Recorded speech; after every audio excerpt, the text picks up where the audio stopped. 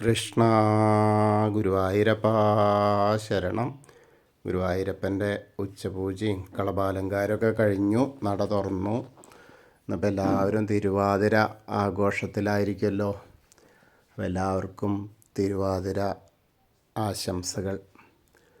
അങ്ങനെ നമ്മൾ ഗുരുവായൂരപ്പൻ്റെ ആ ചതുർബാഹുവായ വിഗ്രഹത്തിൽ ഇന്നിപ്പോൾ ഏത് രൂപത്തിലാണ് ഭഗവാൻ ഭക്തരെ കാണാനായിട്ട് അനുഗ്രഹിക്കാനായിട്ടിരിക്കുന്നത് നോക്കാൻ പോവാം. ആദ്യം തന്നെ കിഴക്കേ നടയിലുള്ള മഞ്ജുളാലിൻ്റെ അവിടെ വന്ന് മഞ്ജുളാലിനെ ഒന്ന് പ്രദർശനം ചെയ്യാം.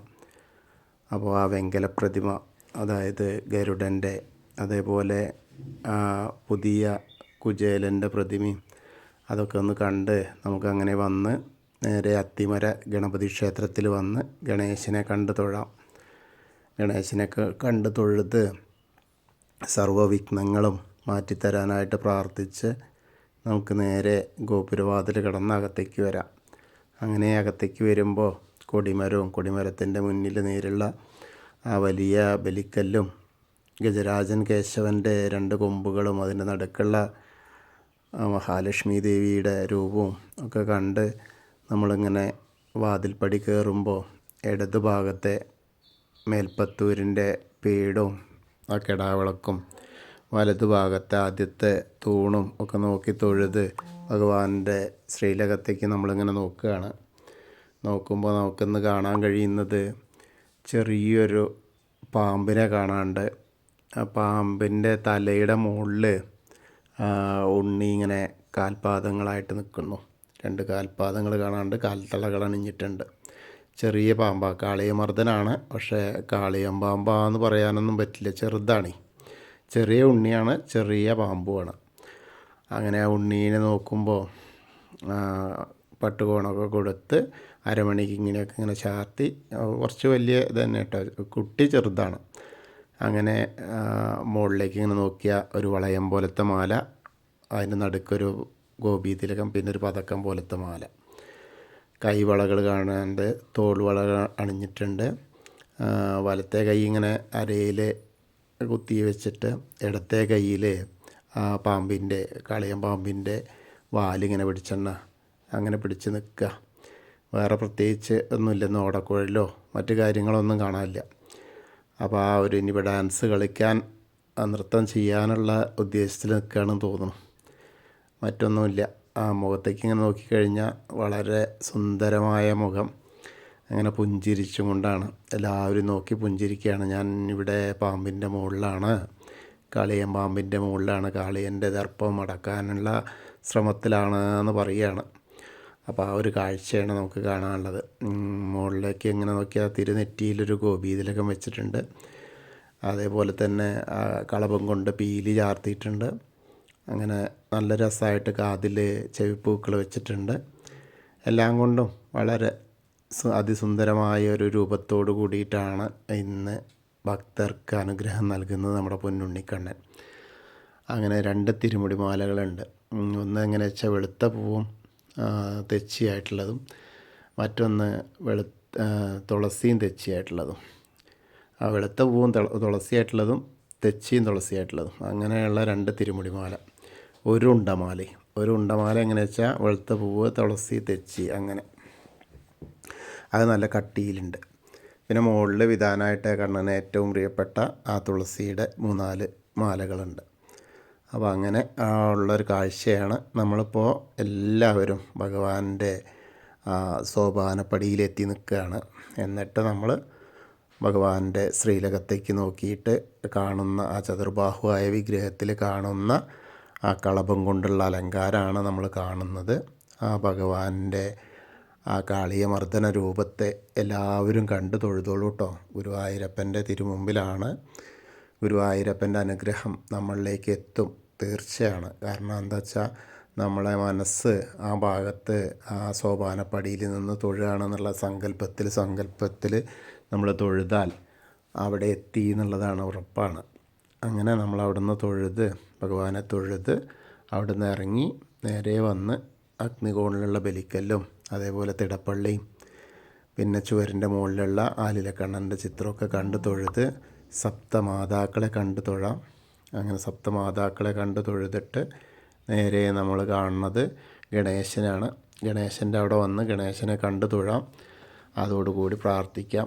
ഏകദന്തം മഹാകായം തപ്തകാഞ്ചന സന്നിഭം ലംബോദരം വിശാലാക്ഷം വന്ദേഹം ഗണനായകം.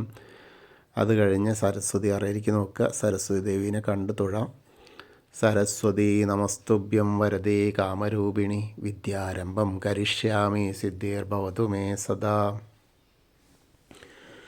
അങ്ങനെ തൊഴുത് അവിടുന്ന് ഇങ്ങനെ വരുമ്പോൾ ആ കോർണറിലെത്തിയാൽ ചെറിയ ഗണേശനെ കണ്ടു തൊഴാം. മത്സ്യം, കൂർമ്മം, വരാഹം, നരസിംഹം വരെയുള്ള രൂപങ്ങളൊക്കെ കണ്ടു തൊഴുത് മേൽശാന്തിൽ അവിടുന്ന് അർച്ചന പ്രസാദമൊക്കെ വാങ്ങാം. ഇന്നിപ്പോൾ ഒരു ആനേനെയൊക്കെ കോഴിക്കോടുള്ള ഒരാൾ നടയിരുത്തിയിട്ടുണ്ട്. ദേവസ്വത്തിലേക്ക് ബൽറാമിനെ തന്നെയാണ്. അത് ദേവസ്വത്തിൻ്റെ വക 10 ലക്ഷം രൂപയൊക്കെ അടച്ചിട്ടാണ് അത് ചെയ്യുക. അങ്ങനെ രാവിലെ അതായിരുന്നു ഒരു കാഴ്ച ഉണ്ടായിരുന്നു ഇന്ന് പ്രധാനമായിട്ടുള്ളത്. അങ്ങനെ നമ്മൾ തൊഴുത് മേൽശാന്തിൽ അവിടുന്ന് അർച്ചന പ്രസാദമൊക്കെ വാങ്ങാം. പിന്നീട് വാമന രൂപവും ഗജേന്ദ്രമോക്ഷത്തിൻ്റെ രൂപമൊക്കെ കണ്ട് തൊഴുത് അനന്തശായിയായ അനന്തപത്മനാഭൻ്റെ അടുത്ത് വന്ന് തൊഴുക. അത് കഴിഞ്ഞ് ഗരുഡാരൂഢനായിരിക്കുന്ന മഹാവിഷ്ണുവിനെയും കണ്ട് തൊഴുത് നമ്മൾ ശ്രീകോവിലിൻ്റെ പുറകുവശത്ത് വന്ന് സാഷ്ടാംഗം നമസ്കരിക്കുക. നമസ്കാരമൊക്കെ കഴിഞ്ഞ് നേരെ നമ്മൾ നരസിംഹത്തിൻ്റെ രൂപം കാണാം. മുകളിലേക്ക് നോക്കിയ അങ്ങനെ കണ്ട് തൊഴുത് നമ്മൾ ബാക്കിയുള്ള ദശാവതാര വിഗ്രഹങ്ങൾ ശ്രീരാമചന്ദ്രൻ, ബലരാമൻ, ഭാർഗവരാമൻ, ശ്രീകൃഷ്ണനൊക്കെ കണ്ട് തൊഴാം. പിന്നീട് മുരുകനെയും കണ്ട് തൊഴുത് ഹനുമാൻ സ്വാമിയുടെ അടുത്ത് വന്ന് ഹനുമാൻ സ്വാമിയെ തൊഴാം. ത്വമസ്മിൻ കാര്യനിര്യാഗേ പ്രമാണം ഹരിസത്തമ ഹനുമാൻ യജ്ഞമാസ്തായ ദുഃഖക്ഷയകരോഭവ മനോജവം മാരുതതുല്യവേഗം ജിതേന്ദ്രിയം ബുദ്ധിമതാം വരിഷ്ഠം വാദാത്മജം വാനരയൂഥമുഖ്യം ശ്രീരാമദൂതം ശിരസാ നമാമി. ബുദ്ധിർബലം യശോധൈര്യം നിർഭയത്വം അരോഗത അജാഡ്യം വാക്പടുത്തം ഹനുമസ്മരണാദ്ഭവേത്. ഓം നമോ ഭഗവതേ ആഞ്ജനേയായ മഹാബലായ സ്വാഹ. അങ്ങനെ ഹനുമാൻ സ്വാമിയെ കണ്ട് തൊഴുത് പിന്നെ രാധാകൃഷ്ണ വിഗ്രഹവും കാളിയമർദ്ദന രൂപവും വെണ്ണക്കണ്ണനെയൊക്കെ കണ്ട് തൊഴാം. പിന്നീട് ഓവിൻ്റെ അവിടെ വന്ന് പ്രാർത്ഥിക്കാം. അതിനുശേഷം ആ താമരക്കണ്ണനെ, കൽപ്പകവൃക്ഷത്തിൻ്റെ ചുവട്ടിലിരിക്കുന്ന താമരക്കണ്ണനെ കണ്ട് തൊഴുത് മുകളിലേക്ക് ഇങ്ങനെ നോക്കിയാൽ, കിഴക്ക് വശത്തേക്ക് നോക്കിയാൽ കൊടിമരം അങ്ങനെ കണ്ട് നിൽക്കാം, വെട്ടിത്തിളങ്ങുന്നുണ്ടാവും. അങ്ങനെ നൃത്താറയും മണിക്കിണറൊക്കെ കണ്ട് തൊഴുത് അങ്ങനെ വന്ന് കുറൂരമ്മ, നാരദർ, അതേപോലെ മേൽപ്പത്തൂർ, വസുദേവർ ആ ഉണ്ണീനെ കൊണ്ടുപോകുന്ന രാത്രിയിൽ അനന്തൻ്റെ കുടയുടെ കീഴിൽ അങ്ങനെ പോരുന്ന ഉണ്ണീൻ്റെ ആ ഒരു രൂപമൊക്കെ കണ്ട് തൊഴുത് അങ്ങനെ വടക്കേ നടയിലൂടെ പുറത്തേക്ക് വന്ന് നേരെ പ്രസാദ കൗണ്ടറിൻ്റെ അവിടുന്ന് ചന്ദനവും തീർത്ഥമൊക്കെ വാങ്ങാം. അതിനുശേഷം ഇടത്തരികത്ത് കാവിലെ ഭഗവതിയെ കാണാനായിട്ട് നമുക്ക് പോവാം. അങ്ങനെ ഭഗവതിയുടെ അടുത്തേക്ക് എത്തിയിട്ട് ഭഗവതിയെ കണ്ട് പ്രാർത്ഥിക്കാം. സർവമംഗളമാംഗല്യേ ശിവേ സർവാർത്ഥസാധികേ ശരണ്യേ ത്രയംബകേ ഗൗരി നാരായണി നമസ്തുതേ. അങ്ങനെ കണ്ട് തൊഴുത് അവിടുന്ന് ഇങ്ങനെ വന്ന് വടക്ക് പടിഞ്ഞാറ് ഭാഗത്തേക്ക് തിരിഞ്ഞ് നിന്ന് മമ്മിയൂരപ്പന് മനസ്സിൽ വിചാരിക്കുക, നമഃശിവായ നമഃശിവായ നമഃശിവായ എന്നുള്ള പഞ്ചാക്ഷരി മന്ത്രം ജപിക്കുകയും ചെയ്യുക. അതിനുശേഷം അവിടുന്ന് ഇങ്ങനെ ഒന്ന് പ്രദക്ഷിണം ചെയ്ത് വന്ന് കൊടിമരത്തിൻ്റെ അവിടെ വന്ന് വീണ്ടും ഭഗവാന്റെ ശ്രീലകത്തേക്ക് നോക്കിയിട്ട് ആ കാളിയമർദ്ദന രൂപിയെ കണ്ടു തൊഴാം. പിന്നീട് അവിടുന്ന് നമസ്കരിച്ച് നമ്മളിങ്ങനെ വന്ന് കൂത്തമ്പലത്തിലും അതേപോലെ അയ്യപ്പസ്വാമിയുടെ അടുത്ത് വന്ന് അയ്യപ്പസ്വാമിയെ കണ്ട് പ്രാർത്ഥിക്കാം. ഭൂതനാഥ സദാനന്ദ സർവഭൂതദയാപര രക്ഷ രക്ഷ മഹാബാഹു ശാസ്തേ സ്തുഭ്യം നമോ നമ. അങ്ങനെ അവിടെ പ്രാർത്ഥിച്ച് ഒന്ന് പ്രദക്ഷിണം ചെയ്ത് അങ്ങനെ വന്ന് പടിഞ്ഞാറ് നടയിലുള്ള ദീപസ്തംഭത്തിൻ്റെ മുകളിലുള്ള വേണുഗോപാലിനെയും കൊടിമരത്തിൻ്റെ മുകളിലുള്ള ഗരുഡധ്വജനെയും കണ്ട് തൊഴുത് അവിടുന്ന് ഇങ്ങനെ വന്ന് പടിഞ്ഞാറ് നടയിൽ കൂടെ പുറത്തേക്ക് വന്ന് രുദ്രതീർത്ഥ കുളത്തെ പ്രദക്ഷിണം ചെയ്യുക. പ്രദക്ഷിണം ചെയ്യുമ്പോൾ അവിടെയും കാളിയമർദ്ദന രൂപിയെ കാണാം. അതിനുശേഷം പൂന്താനം തിരുമേനി പൂജിച്ചിരുന്ന വിഗ്രഹമുള്ള നാരായണാലയത്തിൽ പോയിട്ട് ഒന്ന് കണ്ട് തൊഴുത് ഭഗവതി നടയിലും കിഴക്കേ നടയിലുള്ള വലിയ ദീപസ്തംഭത്തിൻ്റെ അവിടെയും വന്ന് ഭഗവാന്റെ ശ്രീലകത്തേക്ക് നോക്കിയിട്ട് തൊഴുത് തെക്കേ നടയിലേക്ക് വന്ന് കൂവളത്തെ പ്രദക്ഷിണം ചെയ്യുക. പ്രദക്ഷിണം ചെയ്യുമ്പോൾ മഹാദേവനെയും പാർവതീദേവീനെയും മനസ്സിൽ സ്മരിക്കുക. അങ്ങനെ നമ്മൾ ഇന്നത്തെയും ഗുരുവായൂരപ്പൻ്റെ ഉച്ചപൂജയും കളഭാലങ്കാരമൊക്കെ കണ്ടു തൊഴുതു. എല്ലാവർക്കും ഗുരുവായൂരപ്പൻ്റെ അനുഗ്രഹം ലഭിക്കും. കൃഷ്ണായ വാസുദേവായ ഹരയേ പരമാത്മനെ പ്രണതക്ലേശനാശായ ഗോവിന്ദായ നമോ നമ. ഹരേ കൃഷ്ണ.